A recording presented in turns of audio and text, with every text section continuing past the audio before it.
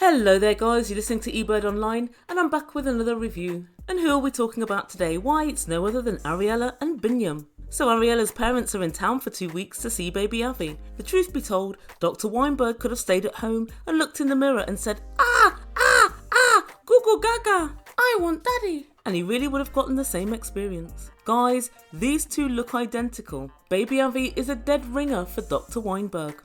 Before we begin, as usual, I'm going to ask you to subscribe to my channel, make Ebird a very happy Ebird, and don't forget to hit the like button if you enjoy this video. Also, please check out my video from last week, 90 Day Fiancé Top Cheaters Part 1. And when you've finished, please let me know who you think the Ebird has missed out. And Part 2 is going to be subscribers' choices for the worst cheaters. So please let me know, your suggestions may well make the cut. So without further ado, I give you Ariela and Biniyam. And so as we know, on the lead up to the big visit, Ariela and Biniyam have been arguing. And this is mainly because, according to Ariela, she never knows where Biniyam is. And he forces her, absolutely forces her, to go through his mobile phone to find out what he's up to. And so Ariela's parents are coming into town today and they've booked themselves a hotel room, and they've also booked an adjoining room for Ari and Biniyam, so they have absolute unfettered access to baby Avi. And the happy couple are still arguing. And Ariela's very upset because Biniyam has just told her he has to work this evening. And Ariela had no idea. She'd assumed that he had the night off, so he could meet her parents and they could all bond together. And Ariela tells Biniyam, you need to wake up really early tomorrow morning, because if you don't, it will be really disrespectful to my parents. And then Ariela tells production she never ever thought she would be with someone who'd have to entertain and flirt with people as a means of making money. And again she reminds us that she supports Biniyam in all his endeavours. Oh really, Ariela?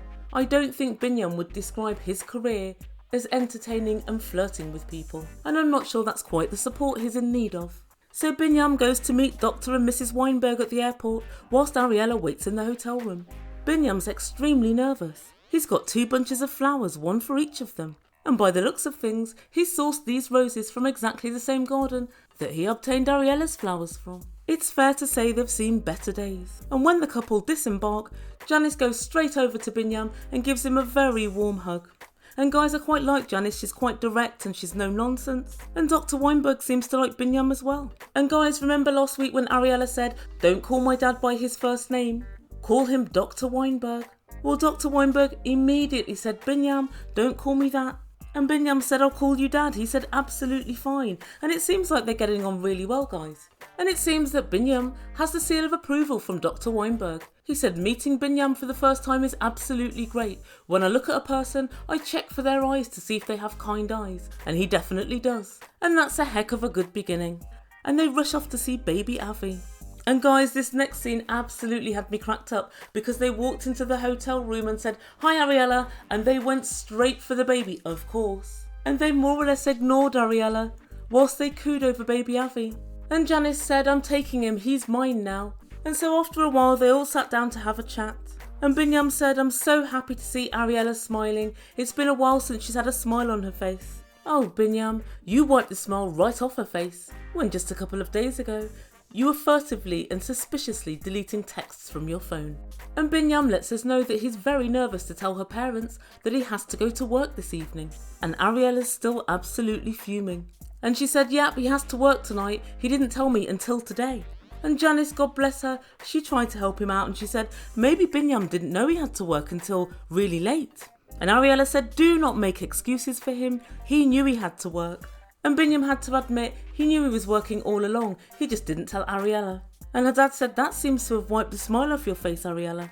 Oh dad, the smile was wiped off her face about 2 months ago when she disembarked the plane and discovered that Biniyam's dreadlocks and muscles were no more. So Biniyam went off to work. He went off to make money. He went off to feed his family and to house his family and to clothe his family. What a selfish individual he is. This is toxic masculinity at its worst.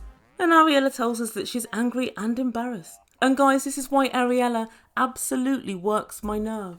She wants to live in a nice apartment in a nice area of town. She wants to live quite centrally. She's not working at all at the moment.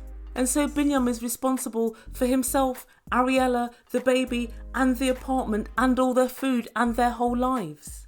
So it's all very well for Ariela thinking, well, you can just take nights off work while my parents are here. What's going to happen in a month's time when his wages come in and they're massively short?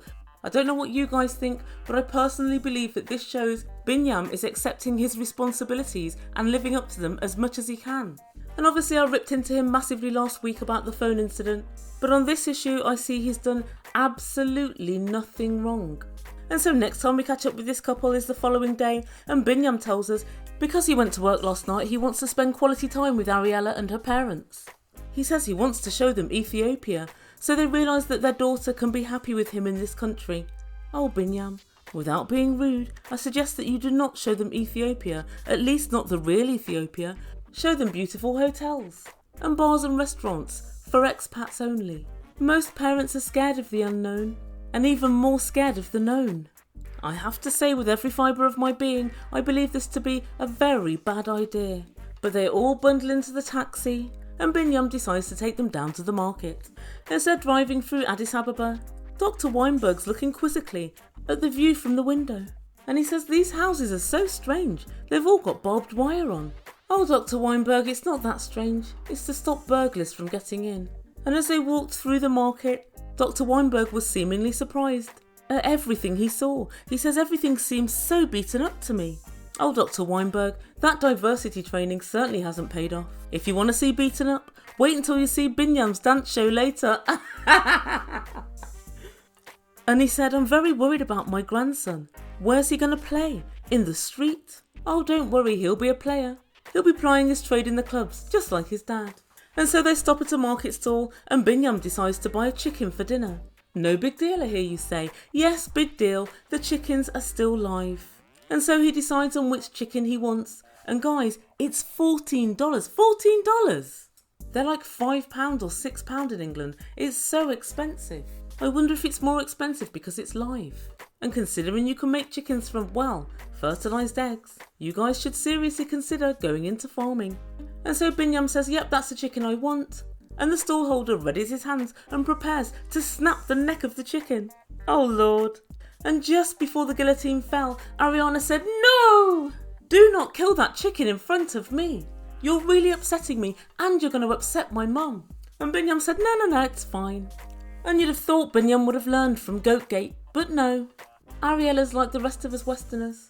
We love eating meat, oh we don't mind that, but we can't bear to think about lovely little cute animals dying. And it's quite actually disingenuous to say the least. And so the chicken gets a last minute stay of execution. He's still on death row, but he lives to chirp another day. Ariela then decides to start moaning to her parents about Biniyam, and when he suddenly just disappears off to go to work. And she said, he never tells me when he's going earlier in the day. He suddenly gets a phone call and decides, yep, I'm going, and within 5 minutes, he's gone.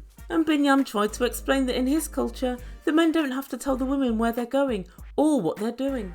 And Ariela said, well, I'm American. I need you to communicate with me much more. And then she said, I've lost everything and I've changed everything to be here, but your life is exactly the same. And she continued for quite some time. Me, me, me, me, me, me, me, me, me, me, me, me, me, me, me, me. My lord, Ariela does like to talk about herself and her needs and what she wants. I will admit, you have changed your life far more than Biniyam. However, Biniyam was footloose and fancy free just a few months ago, and now he's working all hours God sends for Ariela and for baby Avi. Let's not pretend that having a brand new baby and having to provide for that brand new baby is nothing. But then Dr. Weinberg weighs in and he says they have to start communicating better. Translation: Biniyam has to start listening to what Ariela tells him to do. And so next time we catch up with this couple, they're arriving at the apartment and Ariela's really nervous as it's not the greatest apartment. Ariela, it's so much better than the previous one, I don't think you have that much to worry about. And Biniyam lets us know it's luxurious to him and it's the best place he's ever lived. And they walk in. Voila! Oh, I couldn't resist. And straight away Janice says, this place is too small for all of your clothes and for everything that you have. You need to get a bigger apartment for Avi to be raised properly. And she tells production, it doesn't fit the requirements for our grandson. You need a garden.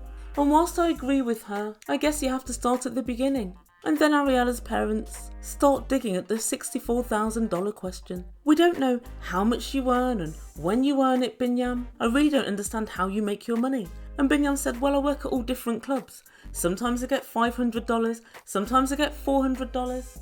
And guys, I did have a look into what Biniyam earns. And he said previously he earns $500 to $600 a month. And I had a look at the average income for Ethiopia and I discovered that it was about $200 a month. So actually he's above average. But nevertheless, Janice said, do you have anything else you can do, something more regular? We want to know that you know when your money's coming in and exactly how much it's going to be. Well, I guess that all depends, Janice. Because if he's going to work somewhere regular, in a bar or in a club, maybe behind the bar, and he's only going to earn $250, you may as well not know if you're going to earn $500 or $600. What you do know is that it's not $250. But then her parents tell them they want to help out financially, and it's fair to suggest that they need it. And next time we meet up with everybody, it's the final night, and they go to meet Biniyam's family. Oh God, not Wish. Wish you weren't here. And they all sit down in a bar for a drink. And Janice asks, how are these guys doing with the baby? And Wish said, they're trying. Wish, you're trying. You're very trying. And Janice continues, how's their communication going?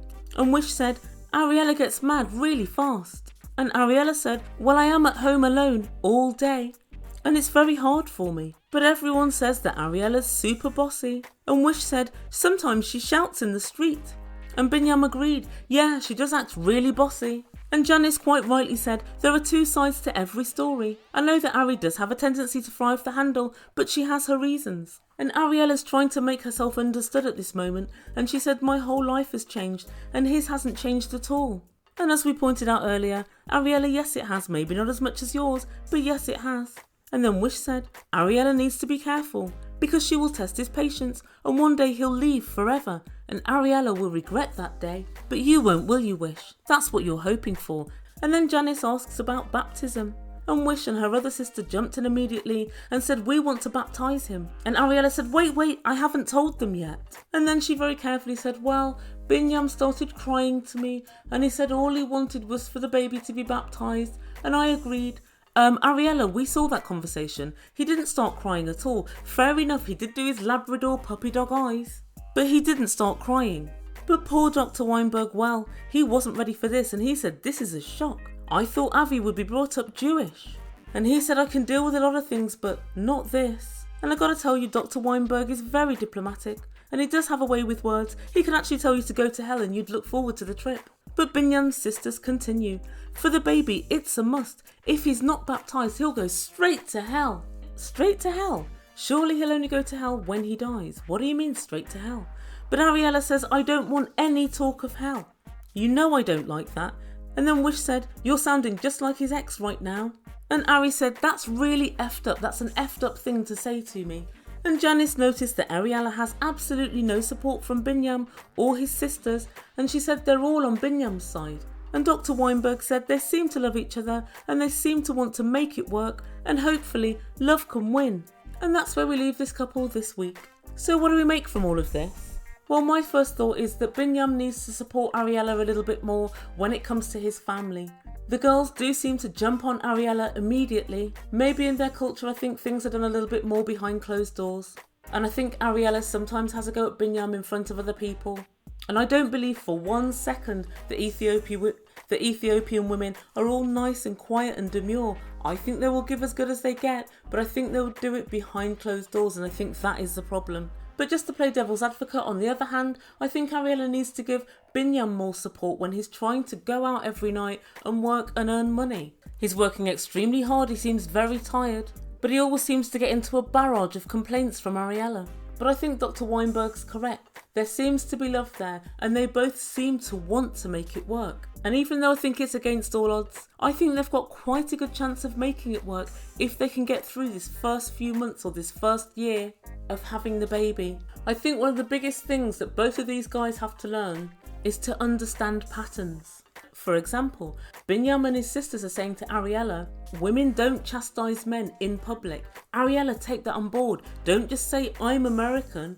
Say what you want to Biniyam, but make sure that nobody can hear. On the other hand, Ariela has already said, She doesn't like to see animals slaughtered right in front of her face. Biniyam, remember this and remember not to do it again. Biniyam, Ariela doesn't like it when you spring it on her that you're leaving for work at 6 p.m. So tell her the day before. Tell her as soon as you know. Ariela, try to understand that Biniyam is struggling to make ends meet. So don't try and dissuade him from going to work. He needs to make money. I think they're communicating their problems. I just think that the other person isn't actively listening to what's being said. So anyway, let me know in comments down below what you think. And I will be back very soon with another video. Thank you guys so much for listening, and thank you to everybody that's subscribed to me thus far. It is very much appreciated. If you haven't done so yet, click that red button and press subscribe. And also don't forget to like the video. You've been listening to Ebird Online. Ciao for now.